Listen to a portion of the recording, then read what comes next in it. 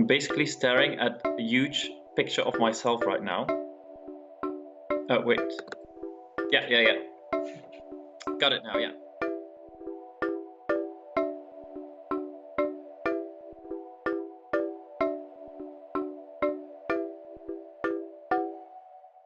My name is Wouter, aka the Posh Backpacker. I am Dutch, but I'm based in London.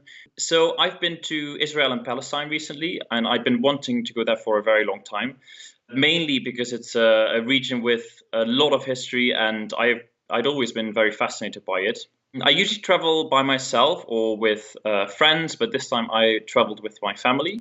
So we traveled around by public transport, which is super convenient, safe, and easy. Also because the region is not that big.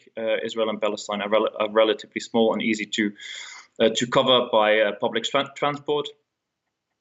And we started in Tel Aviv. They say it's a sort of, a bubble because you wouldn't notice anything from the conflict when you're in Tel Aviv. It's a very, like I said, very modern Western city, whereas Jerusalem, for me, actually, it felt quite intense because everything is centered around religion.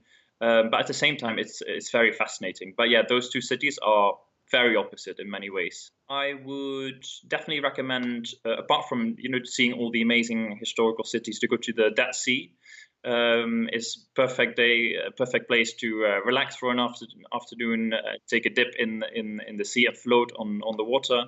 Near the Dead Sea, there's also an amazing ancient excavation called Masada. It's apparently an old Samaritan, I think, ruin on top of a hill, and you have amazing views over the Dead Sea and the valley there. That's a really beautiful place I'd recommend going to.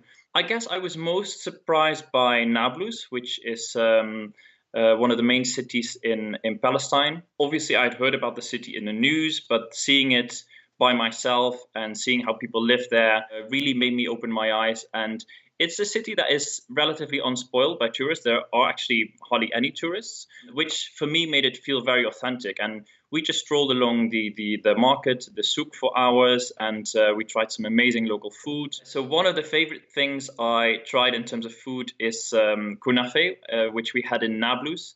It's a sweet snack made of grilled cheese mixed with wheat and sugar syrup. And they make it there on the market in front of your eyes. And there was a massive queue. So for locals as well, this was a real sweet treat. And it was absolutely delicious. One of the other things I really loved trying as well was tartar. It's a spice. It's a mix of oregano, thyme, and sesame seeds. And they eat it on toasted pita bread with olive oil. And I thought it was amazing, super yummy. Could give people that are traveling to Israel and Palestine one piece of advice, I would say go with an open mind, because obviously everyone has heard so much about the region, about the conflict. But when you're traveling there and you speak to people, you ask people questions, you learn so much more about how people live their daily lives there. And for me, that was a real learning moment, speaking to locals and hearing about their experiences. What is it like living as a person in the Middle East, in Israel and Palestine? That was so that was one of my takeaways. I'd say go with an open mind, and that's when you learn the most.